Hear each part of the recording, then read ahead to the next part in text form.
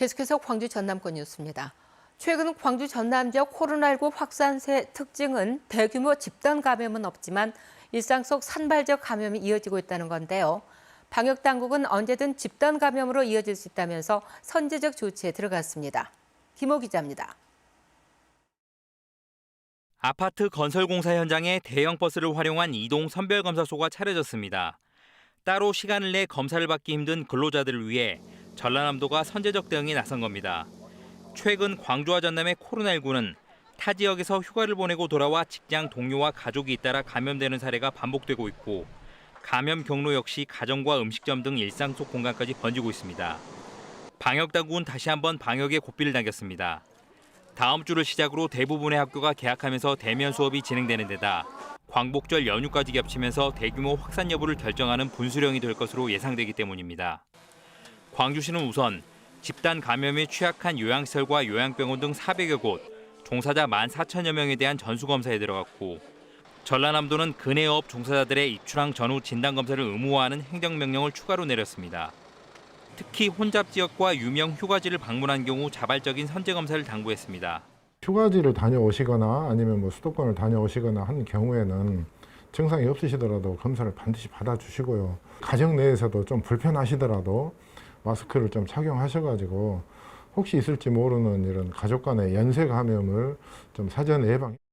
방역당국은 이와 함께 광복절 전후 서울에서 열리는 집회에 참석하지 말 것을 당부했습니다. KBS 뉴스 김호입니다. 어제 하루 광주에서는 코로나19 확진자 20명이 추가됐습니다. 신규 확진자 가운데 감염 경로를 조사 중인 사례를 제외한 15명 가운데 대부분은 가족이나 친구, 직장 동료에 이어서 확진된 것으로 나타났습니다. 전남에서는 어제 하루 목포와 무안을 중심으로 8개 시군에서 모두 27명이 확진됐는데 일가족이 확진되는 등 주로 가족 간 감염 사례로 나타났습니다. 전남에서는 오늘도 새벽까지 나주 2명, 광양 1명 등 3명이 확진됐습니다. 회원이 수백 명에 이르는 광주시 한 헬스장이 예고 없이 문을 닫고 업주가 잠적하는 일이 벌어졌습니다. 업주는 경영난 때문에 폐업했다고 문자 메시지를 보냈는데 장기 회원권 등을 구매한 회원들은 피해를 호소하고 있습니다. 보도에 손준수 기자입니다. 농구장 4개 크기인 광주 남구의 한 헬스장. 지난 주말 갑자기 경영난 때문에 문을 닫는다며 회원들에게 문자 메시지를 보냈습니다. 최근 할인 행사에 맞춰 아들과 함께 5달치 이용료 50만 원을 낸 회원은 어이가 없습니다. 이 헬스장이 폐업 하루 전까지도 회원 등록을 받았기 때문입니다. 영업을 하고 8, 7일까지 등록을 받은 거예요. 회원들한테. 그리고 이제 8일날 밤에 문자를 오는 거예요. 폐업 문자를. 아무 대책 없이. 업주는 전화도 안 받고 헬스장 문은 닫혀 있어 수백 명의 회원들은 사물함에 둔 짐도 찾아가지 못하고 있습니다. 장기 이용권이나 이른바 PT라고 불리는 고가의 개인 교수권을 끄는 회원은 물론 헬스장 강사들까지 피해를 호소하고 있습니다. 회원과 강사들은 업주를 경찰에 고소하는 등 법적 대응을 검토 중입니다. 못해도 500분은 될 것 같은데 600분은 될 것 같은데 이런 식으로 갑자기 이렇게 할지는 몰랐어요. 지난 6월에는 서울 지역 유명 헬스장이 폐업하는 등 코로나19 이후 실내 체육시설의 폐업이 잇따르는 상황. 한국소비자원은 단기 계약과 할부 결제를 이용해 피해를 예방해야 한다고 강조했습니다. KBS 뉴스 손준수입니다. 일제강점기 강제징용 등 반인도적 전쟁 범죄에 대한 손해배상 청구권의 경우 법적 소멸시효를 없애야 한다는 주장이 제기됐습니다. 근로정신대 할머니와 함께하는 시민 모임은 현행법상 손해배상 청구권의 소멸시효가 3년으로 제한되면서 향후 일제강제징용 피해자들이 일본 전범기업에 대해 추가적인 소송을 제기하기 어려울 수 있다며 반인도적 전쟁 범죄에 대해서는 소멸시효를 폐지하는 특별법 제정을 촉구했습니다. 광주시가 전남방지 공장에 설치된 김영주 전 회장 동상 인근에 단죄문을 설치했습니다. 광주시는 김 전 회장이 일제강점기 시절에 경상북도 도회의원 등을 지내며 일제 찬양과 황국 신민화 정책 선전 등 친일 반민족 행위를 했던 만큼 식민 통치 역사를 기억하기 위해서 단죄문을 설치했다고 밝혔습니다. 광주시는 올해 학동, 서정주, 비문 등 일제 잔재물 6군데 단죄문과 안내판을 설치할 예정입니다. 전라남도와 여수시가 함께 추진해온 2026 여수세계 섬박람회가 정부가 개최하는 국제 행사로 최종 확정됐습니다. 섬을 주제로 한 세계 최초의 박람회로 지구온난화 속 섬의 가치를 공유하고 청사진을 제시하는 자리가 될 것으로 보입니다. 정아람 기자가 보도합니다.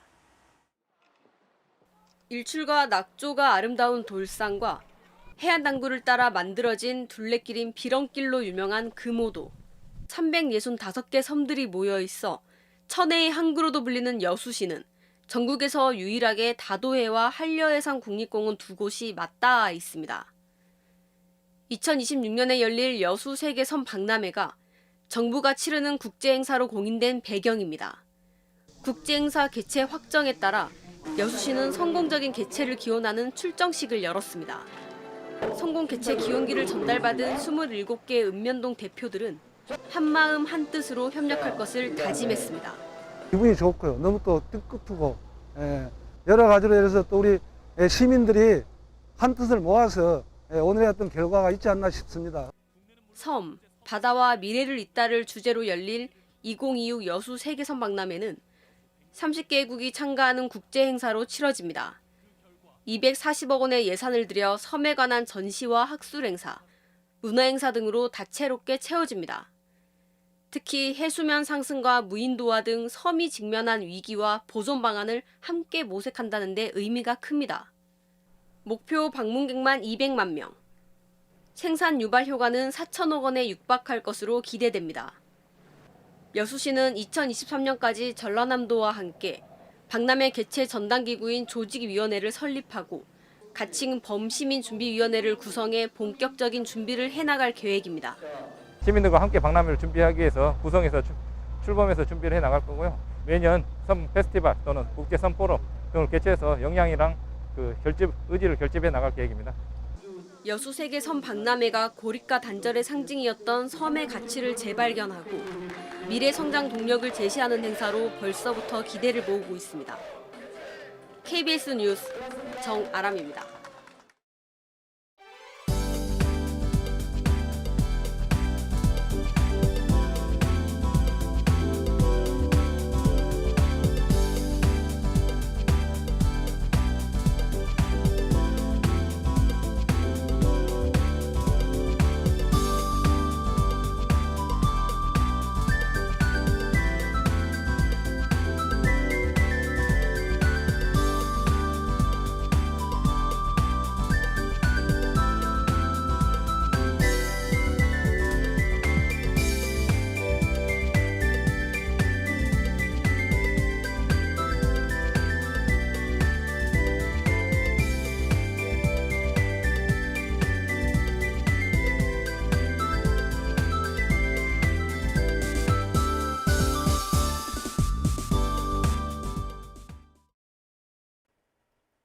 모레까지 곳곳에 비 소식이 있습니다. 우선 오늘은 오후에 남해안 지역에 비가 시작이 되겠고요.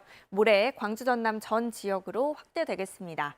다만 예보를 보시면 남해안뿐만 아니라 오늘은 동부 내륙 지역에, 내일은 광주와 전남 내륙 지역에 소나기 구름이 형성될 수도 있겠습니다. 내일까지 남해안 지역에 예상되는 비의 양은 30에서 80mm고요. 많은 수증기가 유입되면서 시간당 30mm 이상의 강한 비가 쏟아질 수도 있겠습니다.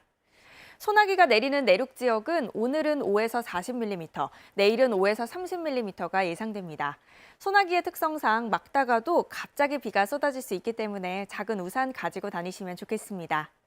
오늘 비가 오지 않는 지역들은 대체로 구름이 많겠고요. 폭염도 이어지겠습니다. 한낮 기온 광주가 32도, 담양 33도로 어제와 비슷하겠습니다. 고흥과 보성 30도, 순천과 구례 33도까지 오르겠고 폭염주의보도 계속해서 발효 중입니다. 장흥과 완도의 낮 기온 30도, 강진과 해남 31도가 예상되고요. 신안도 한낮 기온 31도까지 오르겠습니다. 먼바다를 중심으로 오늘 물결이 최고 2.5m로 다소 높겠습니다. 토요일에 전 지역에 비가 내리면서 더위가 주춤하겠고요. 월요일에 다시 한번 비 소식이 있습니다. 날씨였습니다. 광주시가 2020 도쿄올림픽에 출전하는 광주 선수단 환영 행사를 가졌습니다. 이용섭 시장은 어려운 여건 속에서도 땀 흘린 선수들의 선전으로 시민들이 큰 위로와 감동을 받았다며 비인기 종목 체육 분야 지원 등에 더욱 노력하겠다고 밝혔습니다. 광주시는 또 양궁 3관왕 안산 선수를 광주시 홍보대사로 위촉했고 안산 선수는 오는 2025년 세계 양궁 선수권 대회 광주 유치 활동에 참여할 예정입니다. 목포대학교 의과대학 유치를 위해서 민주당과 목포시 등이 TF팀을 구성하고 본격적인 활동에 나섰습니다.